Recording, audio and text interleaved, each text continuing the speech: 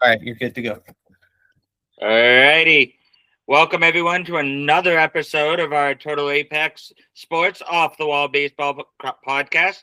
As always, this is Chris alongside my co-host Brandon. How are you doing this Tuesday night? Yeah, change in time and change of day. Chris' schedule got a little wonky we were supposed to do this show Sunday, this show that we're doing tonight on my trip to Camden Yards on Saturday and recapping a little bit of the Orioles Blue Jay series as well, and then going into our top 5 stadiums. I'm doing good, Chris. I'm doing good. So. Good, that's good. Yeah, on Sunday I ended up wrapped up in the FIFA World Cup trophy was here in Boston, and I was working that event. Nice. And let's just say they were not expecting the Boston turnout that they ended up getting. So the crowd was pretty crazy, awesome, very cool to see for sure the passion of the FIFA fans. But yeah, it ended up interfering with the episode a little bit. But glad we still get to do it. I can't wait to hear about your experience in Baltimore. I know Camden Yards is obviously beautiful, and the Orioles are a fun team. Even if they're not performing the way we'd hope they would, they certainly have some excitement. And I know you got to see some excitement that I'm sure you can't wait to tell us about. So yes, 100%. I can't wait for that as we get along here. Also, with that, they're within the race of the wild card right now after that Blue Jay series, after that series split. Let's go ahead. I'll just go ahead and get started with it. After that series split, my Thursday, Friday was kind of like giving me pause before I went to Camden on Saturday. So the Thursday game, they were down 2-1 most of the way. Pete gets picked off at first. And Pete Alonso gets picked off at first in the 8th after getting on in a kind of fluky way kind of situation to begin with, after a challenge reversal on a throw to first on his ground ball, and then he's like a couple pitches later, he gets picked off by the catcher, and that's how that ended 2-1 pretty much. It was in the bottom of the 8th, and then they just went down 1-2-3 in the 9th. Friday, they go up 5-0, and Rogers was dominant first 6 innings. Then he left. Albernaz leaves him in the 7th. Toronto gets 4 runs in the 7th. Basically 2 off Rogers. 4 off Rogers. Then they pull him. They get him out. They get out of the inning. Then in the 8th, they bring in, I can't remember who they brought in out of the bullpen at the 8th, because they took out the guy that got him out of the 7th. And they bring in somebody, I can't remember off the top of my head who they brought in to give up the 2 to make it 6-5, because it was in the 8th. They made it 6-5 in the 8th. I can check that real quick. I'll go ahead and check that as I'm talking and everything like that. I can always bring that up. Let's see here. Go to Baltimore Red Sox, which is, by the way, the Baltimore Orioles are playing the Boston Red Sox tonight. Our 2 teams are matching up. Currently 4-2 in the bottom of the 5th. Durant's at the plate. To nobody's surprise, the Red Sox offense is doing next to nothing. As per usual. Where are they? Are they in Baltimore? It's in Boston. It's in Boston. That would be why our offense isn't doing anything. Ironically, sorry to completely detour, but I read a stat today that since Chad Tracy took over, the Red Sox have not won a single game at Fenway Park in which the opponent scored more than 1 run. That's all it took. More than 1. And they've lost every one of them. So that's obviously not what you want to see in your home stadium for sure. So to no one's surprise, we're losing at home again. But okay. Now I remember. As soon as I saw Cano's name, there you go. No, as soon as I saw Cano's name, I do remember what happened. It started to rain Friday night in Baltimore. I do remember this. It started to rain Friday night in Baltimore, and Cano comes in, gives up a couple walks, and then goes out of the game. No. That was the Rays series. That was the Rays series. It was raining, and then he came in and came out and got hurt. But he came back for the Blue Jays, and we were thinking, oh, is he okay? He was shaky. He gave up the 2 in the 8th.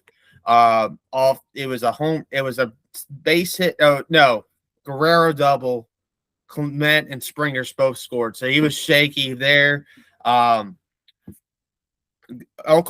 and McAdoo were the two homers off of Rogers after a leadoff hit by Guerrero to start the seventh, and then Okamoto gets the homer. Varsho gets the hit, and then McAdoo goes opposite field off of Rogers to make it 5-4, and then in the eighth makes it 6-5 Blue Jays. So that leaves me kind of like, okay, if the Baltimore Orioles kind of falter this weekend, and that would suck. So take me to Saturday morning. I get up at about 7 a.m.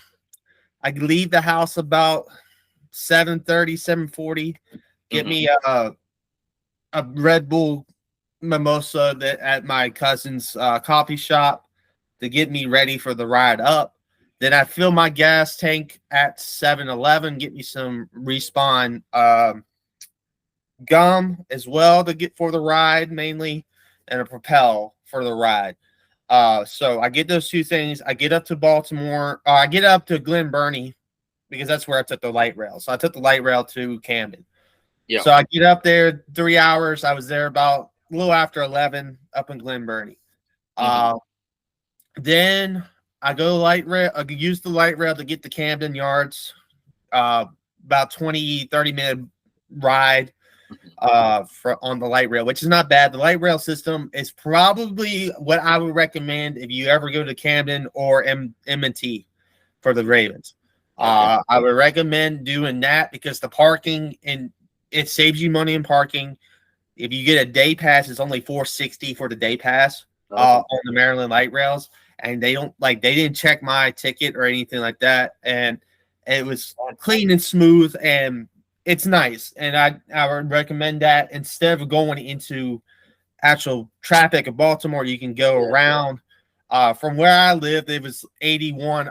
Going up 81, going into 70, and then getting on 695, and then 97 south to get to Glen Burnie, the Glen Burnie station, or Cromwell, whatever you want to call it. So it's not that bad of a trip. It avoids the tolls and avoids all that good stuff. If you don't have an easy pass. Now you can go those toll routes, but I don't like paying tolls on interstate. I don't. I know most people are used to it and they have probably easy pass. Well, I don't travel that way very often. And when I do, I'd rather not pay the tolls if I can help it. So if I can get there without paying as much light on tolls as I can. Now I gotta probably find I have to find a way to get to Philadelphia without tolls if I ever wanted to go to Lincoln Financial Field. But that's just my personal experience with that. Yeah. Get to Camden. I get to Camden. I take a picture of the outside wall with the promotional of Gunner, and it's like Gunner. I think Rutschman, and I think Pete's on that poster. I'll look at it real quick. I do have the picture. It's kind of hard to see on Google Meets. That's why I was hoping that we would do StreamYard, but I can always show my screen and show the post. I think I used it for that post on my Instagram, but I had two posts and I'll definitely use my screen for the other one because I want the audience to see that. But right now I'm just gonna chill on that. It is Gunner, Pete, and Basilio, actually, not Rushman. So it's Gunner, Pete, and Samuel Basilio on that Welcome to Birdland poster right underneath the old Oriole Park at Camden Yards sign on the warehouse, at the side of the warehouse. Which is a nice, once you come off the light rail, you see that old Oriole Park Camden Yards sign, you're at Camden Yards. So then I went to the team shop, and that's where I went splurging because I wanted to get some new gear. I definitely wanted to get some City Connect stuff. Because I love the new City Connects. I do love the new Baltimore City Connect. Yeah, for sure. I do love the green, and I do love the orange they used. They're probably way better than the old City Connects they had. So I got me the new hat. I got me Henderson's tee. I'm wearing the Jackson Holiday right now. Yeah. And then I got me a polar bear. I got me a sun hat. I don't have with me. I'm using it for my work, land surveying out in the sun for right now until I get my Eagles hat that I normally use cleaned. Yeah. So I'm doing that. I got me some sunscreen because I knew I needed that. I had to get a clear bag because I did the thing. I should have waited till after I got in the gates to go into the team store. Yeah. But I had to since I got a clear. But the benefit of having the clear bag, which I have right here, the benefit I had of having this is I can put my keys in there because I was wearing my Orioles swim trunks. Oh yeah. I only had one pocket, so I had to have my phone and wallet on me, Right.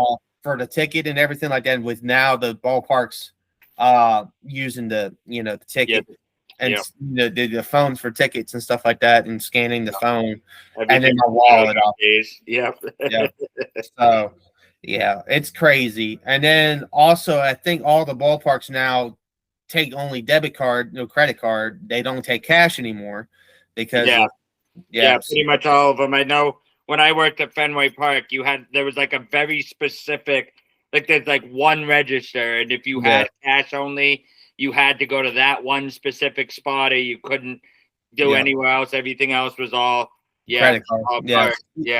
Even the walk-up vendors now have a automated card reader now. It's crazy. Yeah.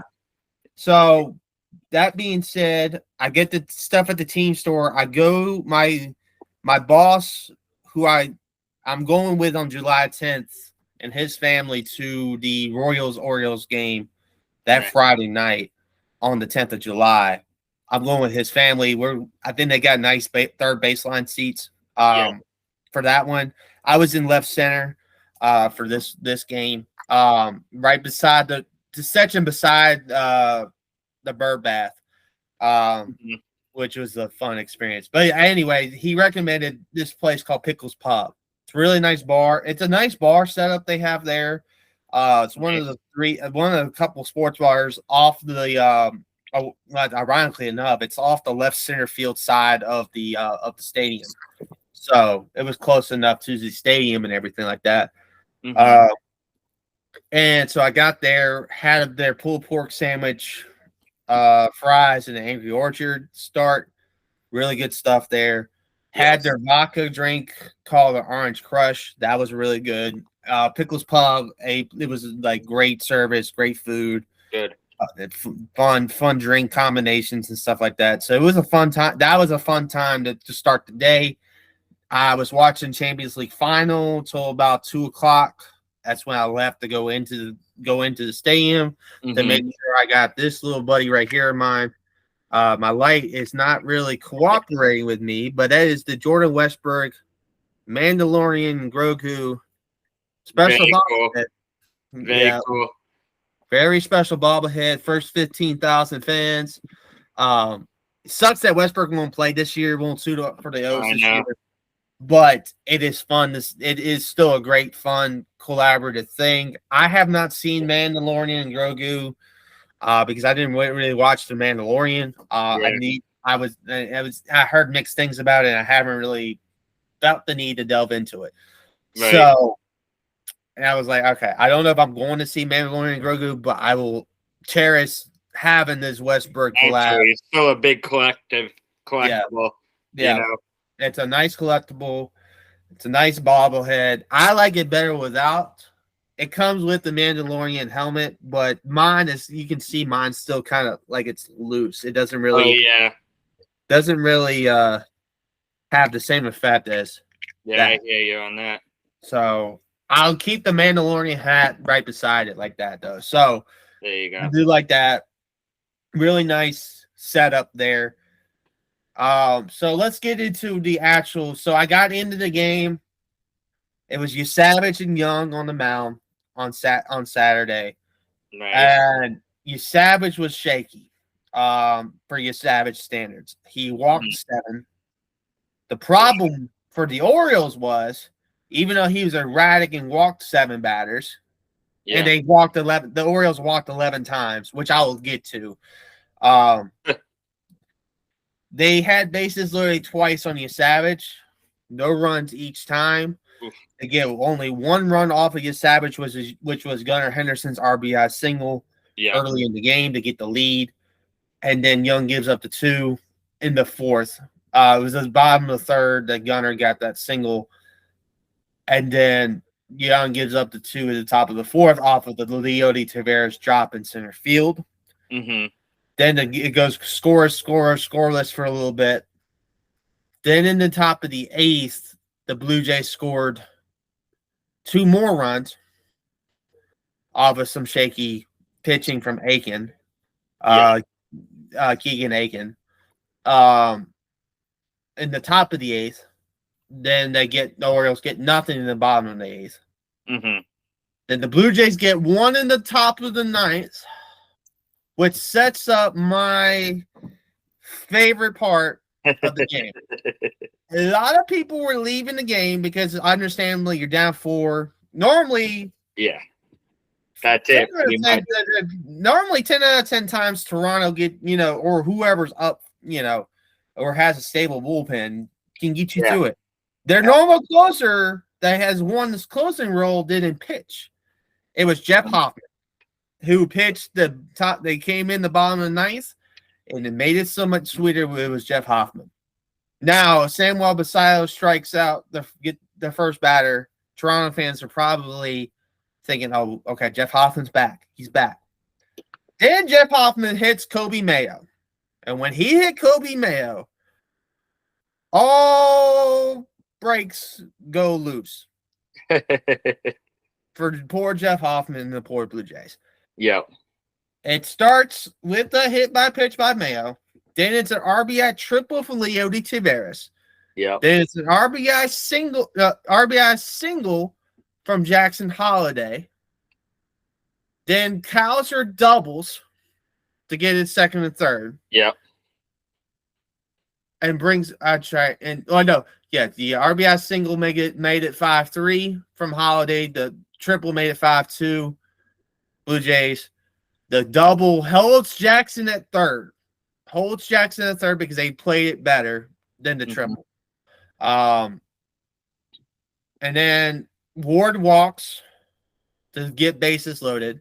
Gunnar walks with bases loaded to get it 5-4, even though they appealed at 3rd to try because he kind of checked swung, but he appealed at 3rd, no swing, 5-4, wild pitch, kind of a situation. The run was going to score anyway. It was 3-2 count, ball 4 on Gunnar Henderson. Yeah. Adley walks to tie the game. And then the piece of resistance is about to come. Now, I have the entire at-bat here. I'm going to do it on my Instagram because I think it'd be on a computer situation. I think it's going to play better. Definitely.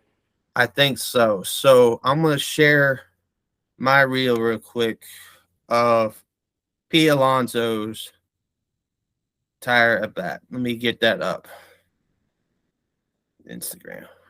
There we go. Share. All right. That is one thing I know I could do with the meat system is sharing screen and stuff like that. Definitely. But all right. Now that's the thing. It is on my Instagram here. I think I can play audio since it's my clip, so I might be able to do it. I'm gonna do that. So I see. I want to try to get it full screen. I don't know if I can get it full screen. On Instagram. On. Oh, okay. They had it edited down. So I trimmed it to get it to that. Well, I filmed the whole back on my phone. You can hear me going crazy. Yes. Play it again. It'll probably look back. He gets balls one strike. And then he hits the ground ball to the right side. This is him hitting the ground ball to the right side.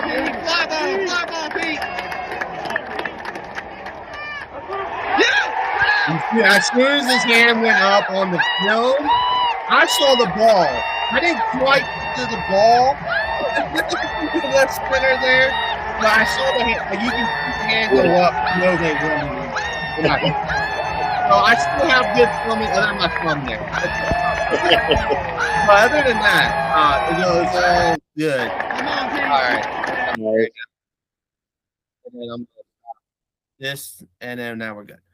All right, so I'm back.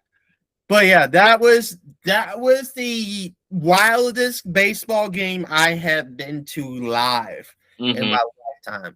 The others were when I was younger. It was an Orioles Rays game. It was straight up.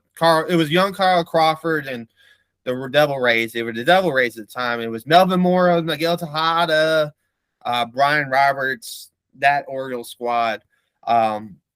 And they didn't have the best day at the plate. I think Tampa won the game.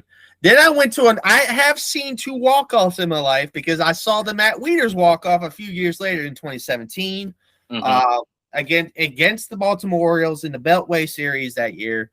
It was a similar situation. I think Matt hit it similarly like Pete's. But I think that was a close 1-1. Like, the game was close all the way throughout the game. Like, both sides were even. And it was electric. That was still electric seeing Matt Wieters walk off. Electric. I think the game was 3-2. 3-2. This one, the Blue Jays, the crowd was dead silent for from the 6th inning on. And it was silent until the rally started. And I was like, this is crazy. I'm about to go home on a loss. I'm like, ugh. The conversation here is about to look very, very different. Yeah, it was going to be a game. I would have been like, I still had a great time. Like, Camden Yards is one of my favorite experiences, ever. But the game would have been very different conversation. Definitely. The scene how the crowd, like, you can see it in my video, around me in left center. We're all hands up, reacting. I'm screaming my head off. If I had more words to that, you would not have been saved for Totally Apex Media Airway. It would not have been saved. It was an Ellis highlight reel exclusive. Exclusive. If I was able to yell, because shortly after I could stop the recording, I say, let's effing go. Like, I'm high-fiving people around me and everything like that. The boss of mine calls me shortly after I leave the left field center. I'm on Utah Street. And my boss calls me. I have my phone in my ear. I'm like, oh, that was wild. Oh, my God. And so that game set up a crazy situation, too, because the game Sunday to even the series and everything like that was even crazier because the Orioles go up 9-0 and the Blue Jays score 5 in the 7th and 8th. Score 1 off Bradish in the 7th and score 4 off the Orioles bullpen in the 8th to get to the 9-5. But they ended up getting the situation across and everything like that. So, but yeah, that is the situation there. So, awesome. 2-2 series. They moved within 1 before tonight's action of the Blue Jays. They had the day off yesterday. They started a crucial series against the 2 crucial series against the Red Sox and then the Blue Jays later in the week. 2 crucial series there. But that is all the Baltimore talk, all the Camden talk. Let's get into real quick our top 5 stadiums in MLB. Yeah. Absolutely. I'm going to start with mine, and I'll let you go with yours. For sure. Chris. Mine is going to be Fenway at 1. I love the history of Fenway. It is the oldest ballpark in the league for a reason, and it's the history of it, the Green Monster, how it plays, especially the Green Monster and Pesky's pole. I can't argue it. That is my number 1 ballpark. Wrigley is a close second. I just love Wrigley Field. Now, that's the thing. We're doing current. If we were doing all time, I would have said old Yankee Stadium at 3. Yeah. I don't have new Yankee Stadium on my list at all. So generic.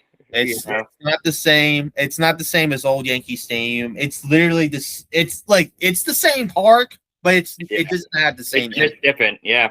It's just different, and I think New Yorkers would say that. So I would honestly put Camden at 3. I'll put Camden Yards at 3. That's how much I love Camden Yards. I love this ballpark. I've loved it ever since I was a kid. Me going back there for the first time in 20 plus years, it brought me back. And the game Saturday helped, obviously, especially with that moment. I love Camden Yards. I'll put it that high on my list at number 3. I know there's some other people will be like, why 3? Like, why that one at 3? Like, I get it's a good ballpark, but like this ballpark's better, that ballpark's better. I just love the aesthetic of Camden. I really do. Especially they got a new scoreboard this year there, brand new scoreboard, bigger scoreboard, the right field with the porch, and everything like that in right field.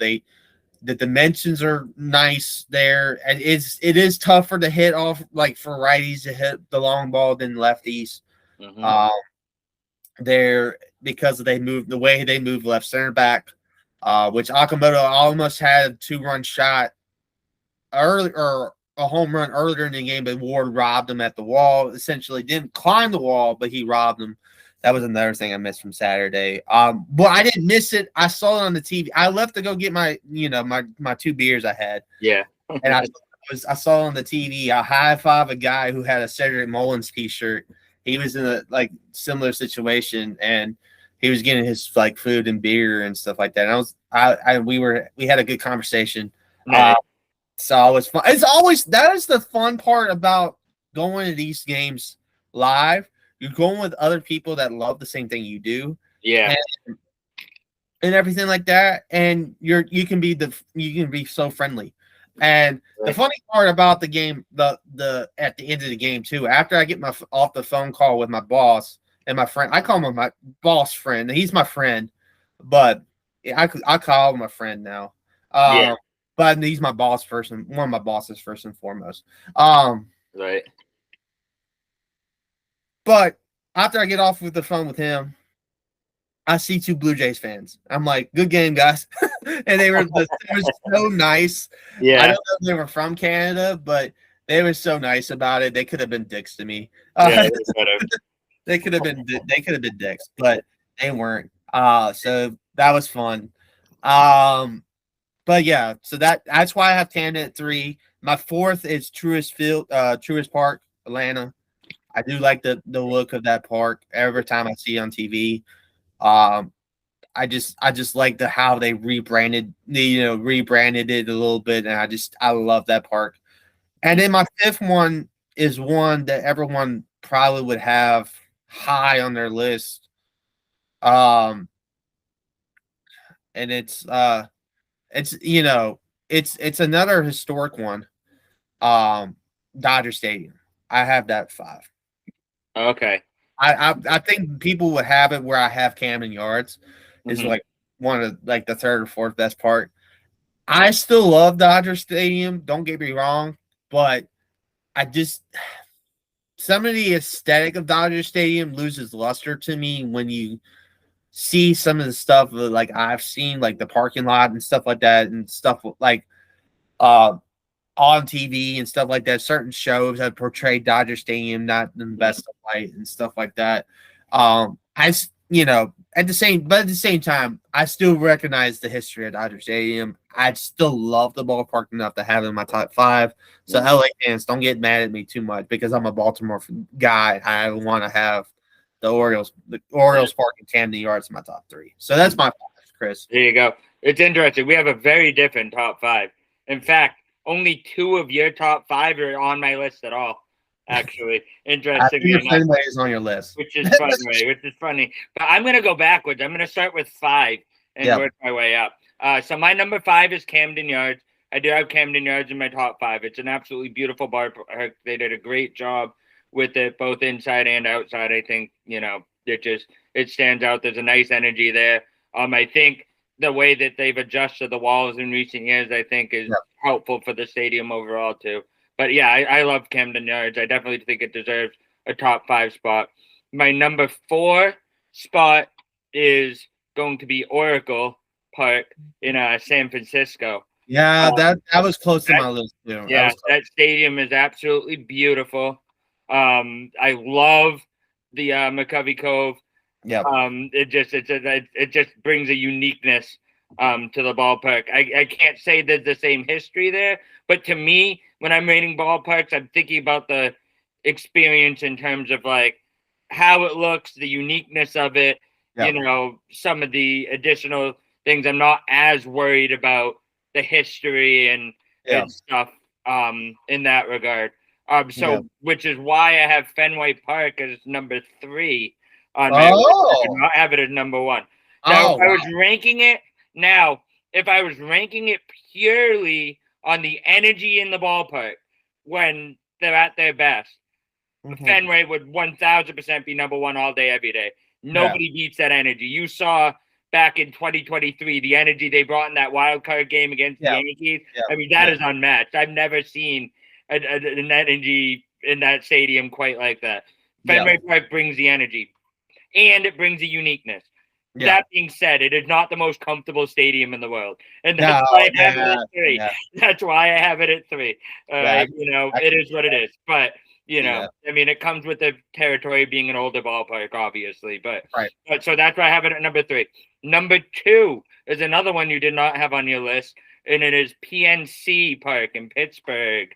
I am mad at myself for not having PNC when I'm really thinking about it deep now. Because if I were to take off any of them, it'd probably be Dodger Stadium for PNC. Because PNC is such a nice ballpark. Definitely, it really is. I love it. I love the water. I love the oceanfront type ballparks. Truthfully, I just love having that sort of like view and everything. I just think PNC, they do everything right there. Short of having a team, although now they might have sort of a team. But now they got a team. Get the team, they'd be doing fantastic.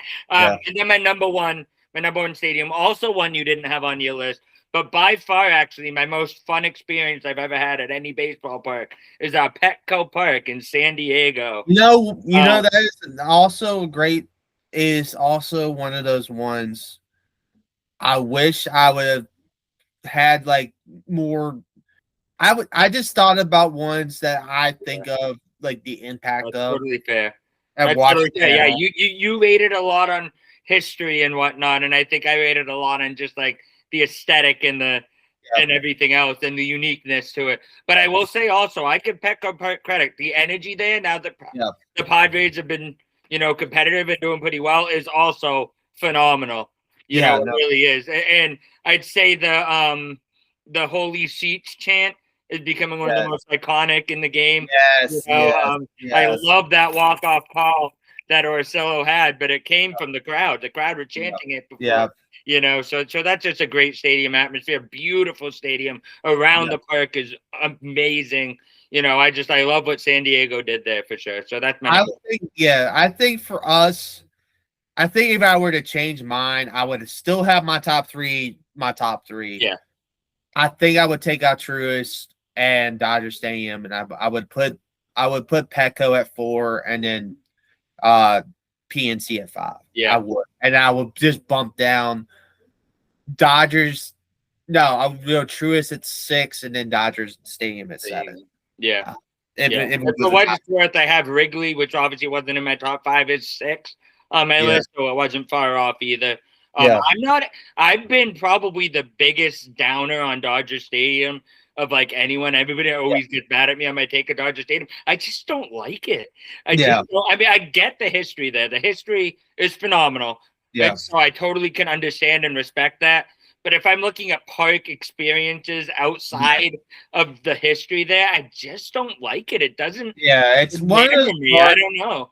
It's one of those parks that I've heard like a lot of people don't have the great you don't have the greatest experience unless you're like a Dodgers fan and Yeah. you know what you're doing. And as a neutral, it would be tough to go like a go to. If I was like, obviously, if I go there as an Orioles fan, if the Orioles go to LA and play them, I don't think I would have a great time going because you don't. As in a way, I will just state openly, and my number 2 team outside of the Sox is San Francisco, so that's obviously going to cause some tension there with it. But it's not a great experience if you aren't either a Dodgers fan or posing a Dodgers fan. I'll also say, you know, for all that New York, Boston gets a pretty bad rap as for their fans, I've got to say, and this is nothing against Dodgers fans as a whole, but specifically at the stadium, I feel the least comfortable around Dodgers fans. Yeah. I just do. I think they are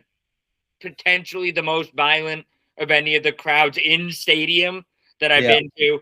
And just it's not a particularly comforting experience being there. That's the thing with the Dodgers fans because they get rowdy. They do get rowdy.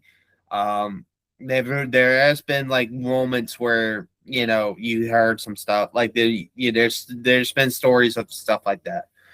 So that is a valid reason. I go when I think of moments and I think about because I'm thinking of it as like a guy watching it at home for most of his life and not really gone to many of these ballparks.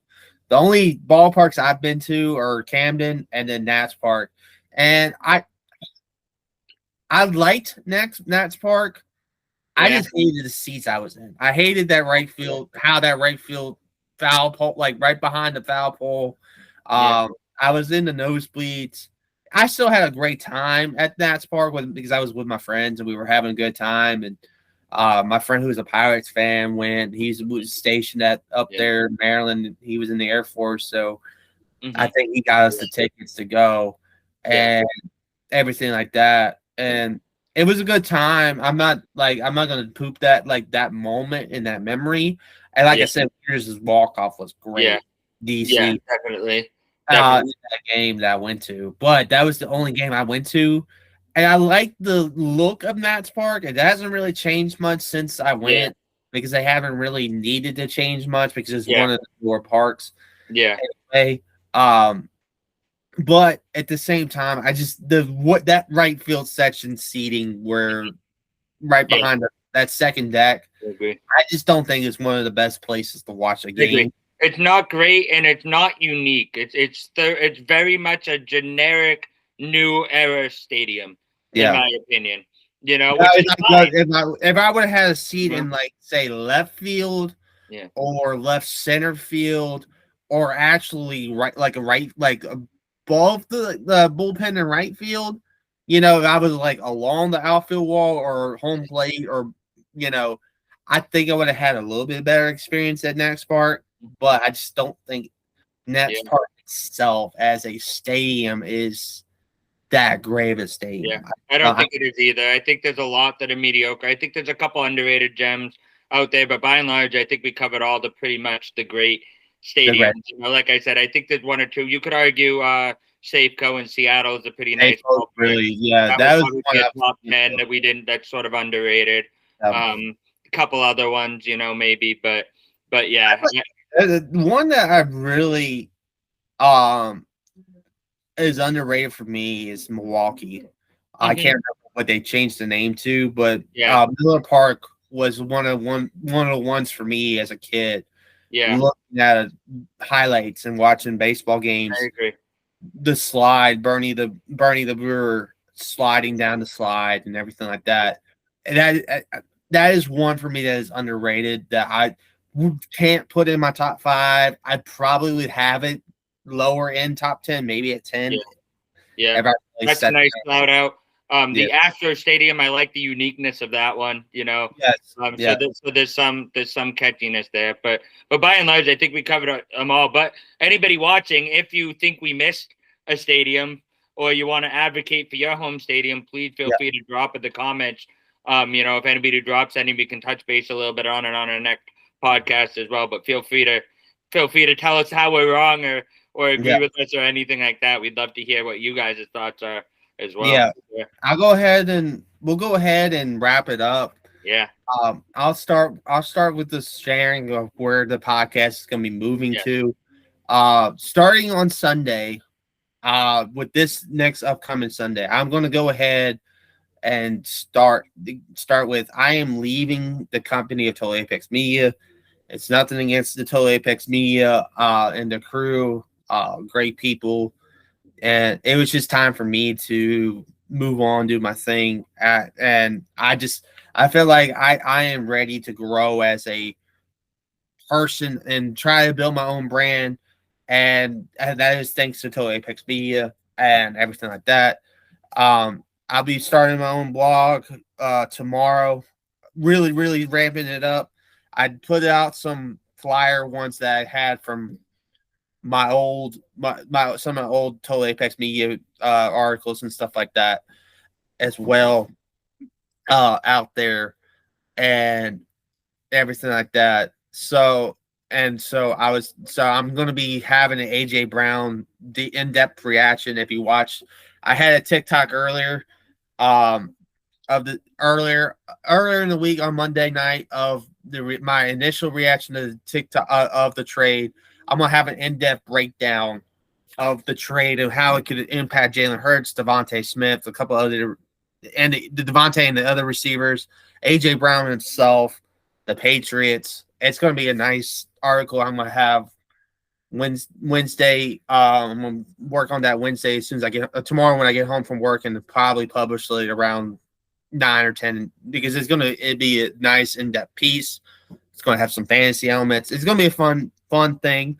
I'm going to have that as my first big article on the launch the new site. I might have, and then Friday I'll have some Christian Pulisic stuff for last week's game, finals, thoughts on game 1 before game 2, stuff like that. That is my plan for tomorrow, for the blog to start this week. And maybe have some Orioles pieces on there as well, and everything like that. So that is the plan there. Also, I'm going to be setting up my Restream stuff. I'm going to go on Restream with the Ellis Highlight Reel on YouTube, Ellis Highlight Reel on TikTok, and _ B Ellis 32 on Instagram, and use the Restream app to stream my podcast live there. And I'm going to start this Sunday with the baseball pod because the Google Meets thing, works for some people. It just is, I'd rather just get it out live and create the clips off of that and everything like that. So, and everything. That's what we're going to do Sunday, starting with this show, Monday with the basketball show. And in my new Friday show, I'll get into more of that as it goes down the road. I'll give a preview of what that will be. I would be brand mostly myself, and I'll have, if I can get the communication going on that, local people like high school guys that I've worked with before. Maybe they want to come on. If they can't, I understand. But it'd be me talking about high school, how that's going, me talking about JMU, me talking about Eagles, me talking about Orioles, maybe the World Cup. I'll be talking about the World Cup on there. It'd be an overall variety sports show, and just doing my thing there. Like a sketch kind of thing, like a few segments here and there. That's what that Friday show will probably be. Just being by myself, not associated with the company of Total Apex. But like I said, I still have my guys Khris on the baseball show, Jacob and Shane on the basketball show. If I ever get the wrestling thing back going with Jerry will be on with me on Thursdays. Let's see what else. And then also I have the NFL in the pipeline, like its own NFL show. Mm-hmm. Khris wants to join, Shane wants to join. That would be, I think I might be starting that in July, but that is what I'm planning right now down the pipe. But I want to try to get, everything set up this week and get it started, get it ramped up again. um, you know, live streaming and all that fun stuff. So that is the plan. So keep an eye on that Sunday. And like I said, I've said before to everyone here at Total Apex Media, I've been, I just needed to try to launch my brand and try to get back to covering high school along with some other stuff. So it is a me thing, not a Total Apex Media thing. So I do appreciate everything I've done that has been done here at Total Apex Media. I hope the company does well, and I was like, that's it. As long as I'm using Total Apex Media talent and everything like that, I will always promote the company in good name. So, Chris, go ahead and promote your socials, bud. Absolutely. So I will still be at Total Apex, but obviously I'll also be working with Brandon on some of his stuff too. So that's gonna be awesome. You won't be missing any of the off the wall content. We'll still be here. So make sure to keep checking us out, as Brandon said. Otherwise, as always, my Twitter is at Christian B617. And that's pretty much my handle for just about all my social medias. I have not been writing much recently. I hope to get some time to do that at some point. But for now, I've mainly been focused on podcast and sort of digital stuff. But we'll see as time allows, what goes on. I'll still be trying to share a little bit of some of my experiences as I get to do some cool stuff. But feel free to follow me on any of my socials. I do mainly work for the entertainment site at Total Apex. So if you do see articles from me, mainly they're gonna be gaming oriented, a little bit of entertainment here or there. And if I get time, I'd love to do a little bit of sports too, but we'll see. But like I said, I get a lot of my sports out of the podcast we do, so at least I still get to chat sports like I love. But so don't worry, we will still be here. We're excited to continue on. We think that this podcast has a lot of potential, and we're excited to see you all and continue to grow our fan base as well. Exactly. That's what I'm looking forward to, because I think I can grow a fan base. I know people that support me and for me, and I hadn't been really seeing, that support and on, I'm not saying like that's to say, I just felt like for me, I know I can do better, and I know I can be motivated, and I feel like this journey is going to motivate me more so than I was doing. I felt like it. I felt it in my content, and I just want to be better, and and I appreciate everything I've learned here over the last couple of years. So, with that being said, I appreciate you guys, and I'll let Chris outro us. Absolutely. So with that, thank you so much for joining us for another episode. We will see you Sunday for our newest episode of Off the Wall Baseball Podcast. Again, this is Chris and Brandon signing off, and we hope you have a great rest of your week. Enjoy baseball, y'all.